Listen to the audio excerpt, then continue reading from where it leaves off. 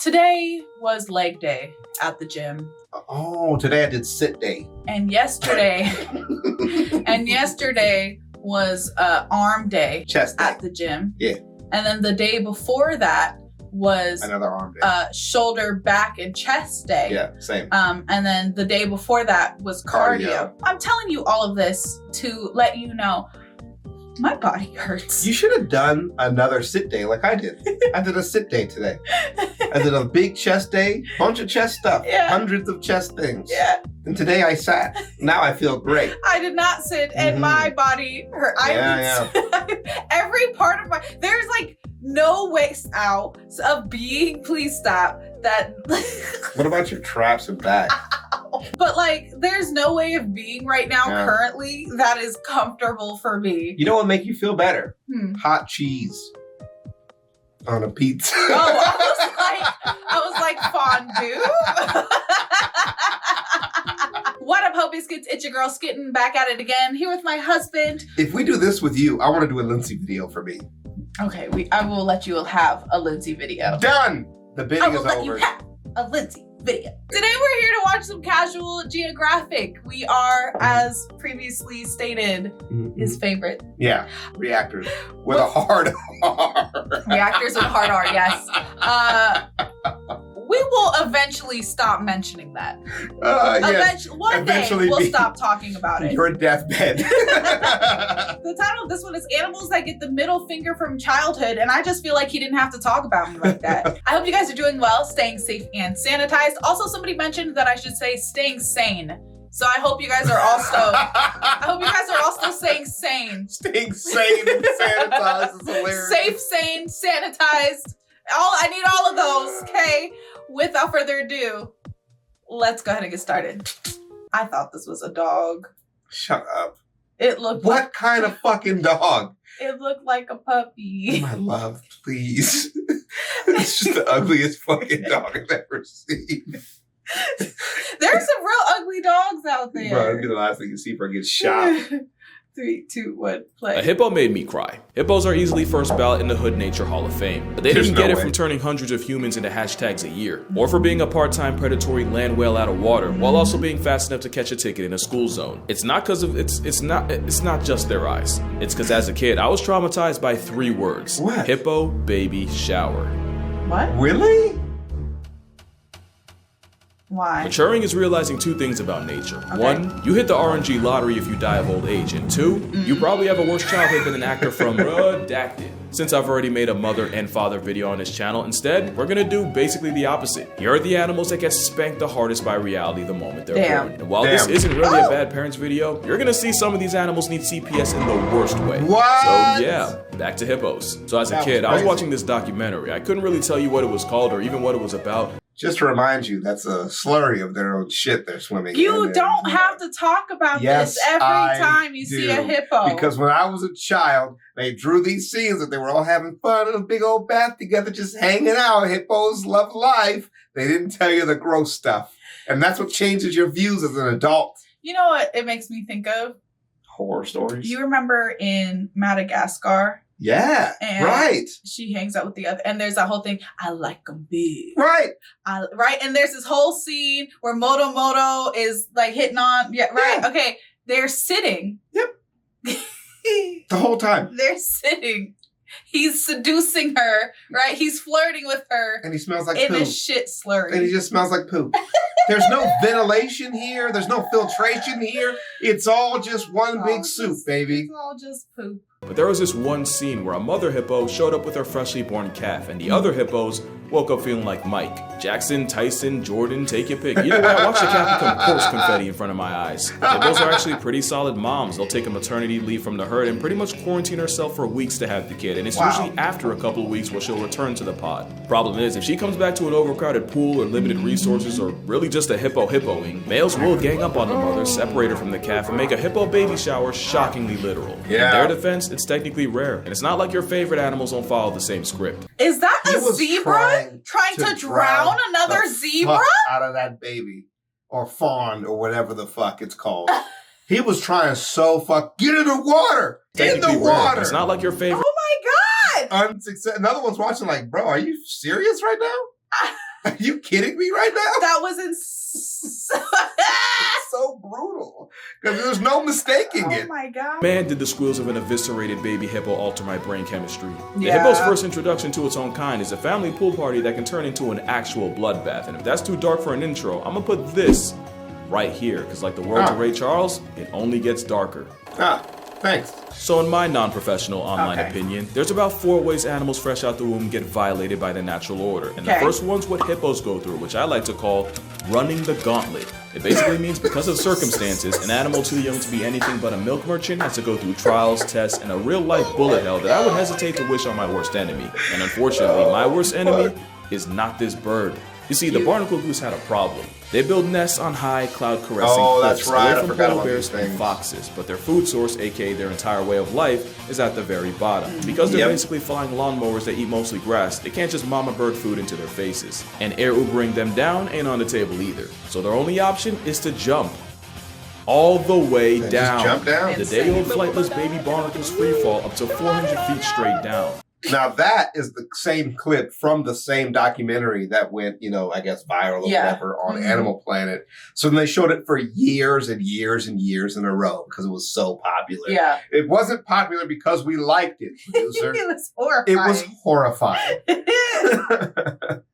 The Statue of Liberty would be a vacation for them, and Fuck the only you. thing breaking their fall are the rocks littering the bottom. Really, the only break they get is nature giving them a fluffy down coat and flyweight class to make the whole rock landing thing less of an immediate game over. But don't worry, it gets worse. The parent geese do help by calling out to the chicks and kind of coaching them down, but their encouragement can end up attracting the same predators they Oh, were trying to avoid in the no! first place. Also, as a conscious cotton ball, they go wherever the wind blows them, and if that happens to be too far away, they can get snatched by a raven before their Damn. parents even get to Damn. them. Not to Damn. mention, barnacle geese don't get full immunity. 10% of the chicks become a casualty to the cliffs, and only a third are alive after 2 days. Wow. Basically, this is the second animal in the row That's where so baby scary. shower sounds more like a sick joke. And wouldn't God you know, they're damn. not the only birds that don't God. need autumn to be a fall baby. God Wood ducks damn have to it. yeet themselves up to 50 feet out of their tree nest or starve to death inside. I didn't know water landing was a luxury because merganser chicks have to do the same thing, except the best they get are leaves. But at least with ducks and geese, they run the gauntlet, but they have their parents there the whole time. This crab could only be so lucky. The Christmas crab's named after the island it's on, and every year the crustacean exodus Ah, travels yeah. from within the forest all the way to the coast by the There's like tens millions of millions them, for, huh? Yeah. well, if you know what this drink is called, just know crabs have copious amounts of it. Walking to your spring break when you're only inches tall is a struggle enough. Doing it in reverse at tick size is veteran difficulty. Because a few weeks later, the Christmas crab progeny has to backtrack from the beach How all the way back into the cute. recesses of the jungle with the rest of the population. Look how cute they are before they become menaces. Yeah, like they don't have emotions, so their eyes are just kind of like new to the world. Yeah. Yeah. How adorable. It takes over a week straight of walking while dodging everything from A week cars to the straight? people Wow. in them. And that's Wow. if they don't get spawn sniped on the beach by their own kind. Just Out of eat the it. legit billions of crabs that take the journey on, only, let's see here, 0.0001% Damn. of them live long What? enough to continue the cycle. Okay, but what's 0.001% of $1 billion? I mean, you just take the decimal from a billion and just move it to the right, and it'll tell you exactly how many. So 10,000? That's a lot. That's not that many. That's a lot of fucking crabs. Okay. For one island? Yeah. That can't be. They're not allowed to be. You're not allowed to kill them, apparently. Last time I suggested turning them into soup.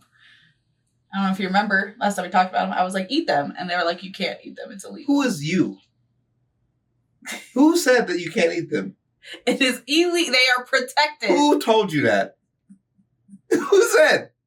The fucking internet? My What the love. fuck do y'all know? Please. Okay, well, call somebody to stop me from making my fucking crab soup then. How long before they get there? It's already boiled up and slurped down, baby. I made crab cakes, officer. Would you It like only, one? it only takes 10 minutes to boil water. Oh my 20 minutes God. and there's soup.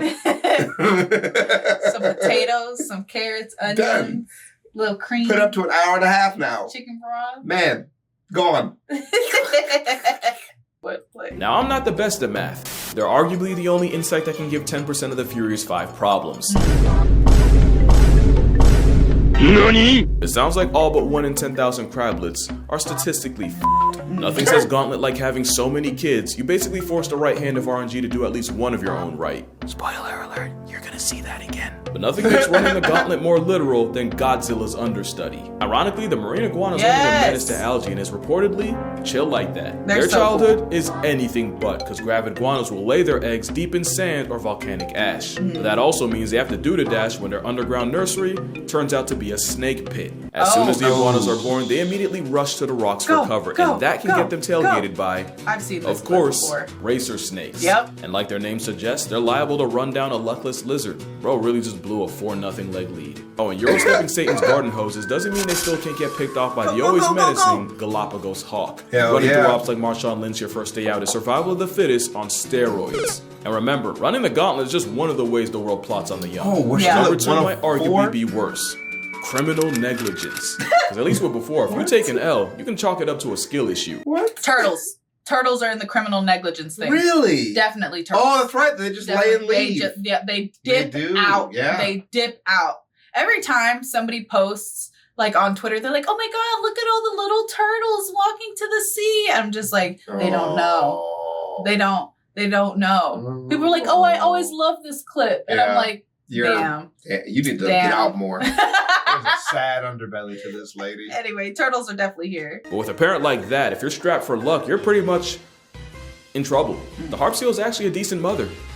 For 12 days, she nurses her pup for less than 2 weeks, then what? She abandons the pup to go find more males, because mother harps are for the sheets. I'm dead. The ice sheets. Keep in mind, the baby seal can't swim or otherwise feed itself for the next 6 weeks, even losing half their weight in the process. Forcing a hunger strike on your kids is bad enough. Pulling down polar bear country is diabolical. Worst part is, the pups are naive enough to confuse anything that moves for their mother, so those videos of them pulling up to cameramen, it just got a lot darker. Quokkas are on a different kind of timing, because they'll leave their young as a contingency plan against predators. And while no, they don't literally throw their babies into the oblivion. This is the video I think about all the time, and you being like, oh, I throw my baby. Yeah. Things ever get too tight during a chase, the muscles in the pouch do the exact opposite and drop the joey on the ground. While the screaming, writhing joey gets the worst kind of attention, Mama Marsupial hightails it, because you know what they say. What's 17 more years? We can always start again. Make another kid. Kangaroos, wallabies, and quokkas have all been known to ghost their kids in the worst way. In fact, tree kangaroos have been known to eject their joey over the stress of a bad storm. But hey, shout out to koalas. Not only could I not find cases of them sacrificing the youth, some koalas have adopted orphan joeys and looked after them like their own, so big ups to the chlamydia care bear. I was gonna say, but are they maybe just too stupid to have any sense of self-preservation? That's gotta be. That's probably. They're probably just like, baby, death gives a fuck, bro. I'm chilling. Oh my God. Get more of this meat. You got koalas caring for kids that aren't even theirs, and a desaturated deadbeat forfeiting custody to the gulag. Pandas often have twins, but because they only have the facilities to keep one alive, they'll basically flip a coin, keep Zach, and Cody gets returned to sender. To the point where zoos have to play parent trap with the panda and will sub in one twin after another. Whole time the bag of bamboo thinks she only has one. But you've definitely heard all this before, so I'm not gonna go in depth. What I will do though is mention the bird of pandas. This is a grebe. If you haven't seen one before, let this be your introduction. I like grebes. The hooded grebe will have 2 eggs, and they'll lay both on this kind of floating nest. First to hatch hitches a ride on their mom's back. Second place, it just gets left there. Damn. 97% of the time, the grebe couple only raises one chick. It's bad enough when pandas do it, but at least the DreamWorks franchise isn't endangered anymore. Being critically close to being cooked while having a one-child policy is just egregious. Oh my God. In fact, the average baby raised per adult each year is 2. That's not a smudge. Make that 0.2. And yet there's a bird that might be worse. Now how could emperor penguins be here? They were in my Father's Day video, and their mothers aren't slouches either. But in a really cruel twist of fate, the very thing that makes them great parents can royally screw the chick over. Prolactin is a hormone that goes into overdrive once the penguin lays an egg, and it keeps going long after the chick hatches. And it's believed it's actually the high levels of prolactin that drives the penguin to make the long trip back to its chick after days of filling up at sea. The problem is, the prolactin doesn't fall off if the penguin ends up losing the chick, and the parental drive can be so strong, it forces them to kidnap someone else's. Not only can the chick get accidentally smothered in the process, most times the kidnapper loses interest after a couple hours, leaving the forcibly fostered chick to die, either of starvation, freezing, or getting turned out by a giant petrel. Oh, speaking of which, they'll really watch an ice-chilled vulture snatch their child in front of them and will do jack about it. I mean, sometimes they'll try. Until they don't. Imagine the plot of Taken, but if Liam Neeson was in the same room and didn't even move from his couch. To be fair, I honestly don't know what I was expecting here. Except better. Help him! Them walking. Help him! them. Looks like an edit. That looks like a green screen edit of them walking. Bro, that's comedy. That's so sad. The next time somebody is getting their ass whooped on Twitter and I don't go to help them, I'm using this clip to be fair, signify I me honestly not don't know what I giving was a fuck expecting when you here. died. Except better. Wow. Mind you, that's only the half of it. Literally. Because next is what I like to call it be your own. You've probably seen videos of storks throwing their own chicks out of nests. It's cuz in survival of the fittest. Fit isn't about strength or washboard abs, but fit is more like how good you are at making more of yourself and passing the genes off. Look like a liability, and most bird moms aren't going to waste the resources better spent on your bigger brother. They'll just subtract you from the census themselves. And that's not the only way parents can be your biggest op. Scorpions are dedicated enough to literally carry their entire family on their backs for days. But let resources get low enough and you'll see a spice roach having a kid's meal. And long-tailed skinks go full scorched earth. She'll try to defend her nest, but if she feels like it's getting invaded too often, eventually she'll say "F it" and eat her entire family first. Funny thing is, most skinks will just lay their eggs and peace out, but those in the area codes of egg-eating snakes will guard their nests. That is until the moms get pressed enough and become the predator. The burying beetle has a different problem. You see, this corpse roach will turn an expired rat into a nursery, but if there's too many beetleists, there won't be enough food and they'll end up small and underdeveloped. So the beetle will systematically murk a small percentage of her own children to keep the ratio honest, and science says it's the beetles that beg the most for food that get packed up. Seriously, the larvae that beetles can beg, by the way, but the ones that only do it when they're genuinely hungry actually have a better chance of surviving than the ones that do it constantly. In a weird way, it's like a creative tactic to reward honesty. Damn. That was crazy. A horrifying rundown of why you should love insects. What a cool fucking thing to do. What? Reuse, reduce, and recycle. I don't think so. Come on, what a perfect meme. No. That was a perfect meme. They reuse bodies, they reduce numbers, they recycle their babies into produce. Oh my God. What a fucking perfect. That deserves an A+ of a joke. That was insane. But also imagine asking your mom what's for dinner and she takes your head off. Either that or it's a really messed up game of musical chairs where the biggest beetles get fed first until there's no food left, and the ones that get left out get terminated. Which is actually a great transition to the last pitfall of youth. Sibling rivalry. Or it be your own part 2. Spotted hyenas take on-site literally. They will try to kill each other the moment they're born, and this ain't a friendly Disney Channel type of fate. 4 of the cubs born never make it out of the den because of it. And considering the very process of birth can turn both parties into a hashtag, yeah, hyenas got it bad. So does this guy. The shoebill stork is one of many types of birds that will flatline their sibling to survive, and even with different species, the script is the same. The stronger chick gets all the food and attention, while the weaker one gets bullied and beaten into oblivion. So you pretend like them big ass things is harmless, but they're already killers. You waited this many years to tell me that thing's a killer, and I fucking knew it the second I saw that bitch ass. Fratricide doesn't count. The hell it does. Of course it does. God damn. Often while the mother's watching. Heck, sometimes they serve the corpse as a victory meal. But arguably the most brutal case of competition happens in Tasmania. You know exactly where this is about to go. Tasmanian devils can birth 20, 30, sometimes up to 40 joeys, but somehow while their opossum cousins have 13 nipples and the short-tailed opossum has 27, the live-action Looney Tune got capped at 4. So now the blind, hairless, raisin-sized joeys have to somehow race their way from the birth canal all the way to one of 4 milk faucets. As you can guess, the first 4 to feed go on and grow. The remaining joeys get canceled like a Friends spinoff by the mother who eats them alive. I know I said musical chairs earlier, but this is That Meets Saw, directed by Casey Anthony. I'm dead. I'm dead. Somebody resuscitate me. Somebody bring me back. Why would you say that? The AI is going to have a field day with that, dog. Say that, bro. They're going to recommend this shit to moviegoers all over the place. Oh my God. That was fucked up. And somehow there's an animal that gets done even worse. The shark. Sand tiger shark can have up to 50 embryos inside her uterus. The problem is, one litter can have multiple fathers. So once one of the embryos grows big enough, it swims around and starts eating all the others. And they don't just wipe out all the smaller embryos. Once the pup clears them, it then eats all the unfertilized eggs in the uterus. You know these sharks duck zero smoke because the way we found Please, how did you what's funny about this? I'm so intrigued. What you got? It gives a whole new meaning to swallowing kids.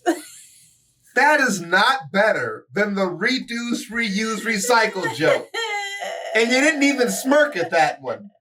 And you laugh at eating kids, you dirty bastard. What is wrong with you? There's this song that I listen to when I'm working out. And in the song... This better be good. This better be a great ending. I don't know if I can say this. This better be a great ending. So never mind. You better be... Come on! In the song, she says, gobble all his kids. That's it? Well, she says something else too, but it's really gross. Come on, you gotta bring it home. She says gobble all his kids and then spit him in his mouth. That's disgusting. You should have never said that. What is wrong with you? How dare you sully this holy place with such foul language? Anyway, that's what I thought of when I saw this. It then eats all the unfertilized eggs in the uterus. And these sharks duck zero smoke because the way we found out was from a scientist poking around a pregnant shark's uterus and getting his hand bitten by an undercooked pup. It's a special kind of spawn killing when you don't even let them spawn, but it gets even more metal because sand tiger sharks have 2 uteruses, so usually have 2 pups. And apparently some predatory pups will swim from one uterus to another and murk everything in sight. Sand tigers have one of the lowest reproductive rates of any shark, and in utero cannibalism probably doesn't help. So those are all the ways childhood is a figurative flogging for some animals. Wow. I missed one. I missed the animal with arguably the worst childhood of all. What animal could that be? How about the one that has to deal with all of this? The gauntlet, the rivalries, the occasional cannibalism. If you didn't think it could possibly get worse, be glad you're not what is a it? sea turtle. Yes! Oh, nice! I knew it! I knew sea turtles were gonna be on this list. So wait, they kill each other as well? I didn't know that. Yeah, what? I didn't know all that. Play it. But, all right. Yeah. Baby sea turtles got the Tasmanian devil experience on brutal, because not only do they have to crawl for their lives from beach to sea, they also have to worry about getting digested alive in a vulture's stomach, crushed to death by crocodiles, and even having their eyes gouged out by cutthroat crabs. That one's still alive. And that's just on the beach. Even if they hit the water, they're likely to get griefed by reef sharks, and in open water, threats like the dolphin fish are liable to turn turtles into hard candy. Some species improve their chances by going at night and using the moon as a guide, but man-made lights can confuse the turtles into going the wrong way on the highway. And this ain't Mario Kart. There is no Lakitu to bail them out. And even though sea turtle cannibalism has only really been seen in captivity, I would not put it past the wild ones, because, well, remember when I said baby birds are like the potato chips of nature? Baby turtles are like the Kit Kat bars of the beach. Turtles got it so bad that their literal only defense is just having so many kids that it doesn't matter how low the odds are. They just have to not be 0. Let's talk numbers. If the average sea turtle lays, let's say, 110 eggs in a clutch, and each lady turtle has an average of 3 clutches in a season, with about 100,000 females nesting at the same time, assuming only half the eggs actually hatch, you're looking at over 16 million hatchlings storming the beaches like Normandy. Numbers carry them so hard that sea turtles will actually sing to each other while in the eggs to make sure they're all on the same page and hatch at the same time. The thing for that, because in some species, only 1 in every 10,000 turtles born live long enough to make it worth it.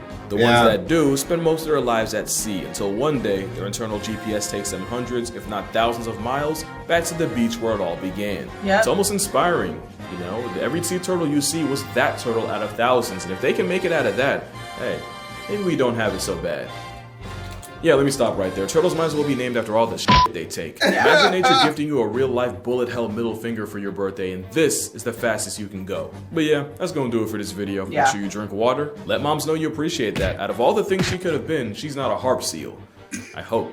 If you're trying to see turtles for real, Cayman Islands Turtle Center, 100% recommended. And unless you're a baby turtle, I'ma see y'all in the next one. That's fucking awesome, dude. Look at them dancing.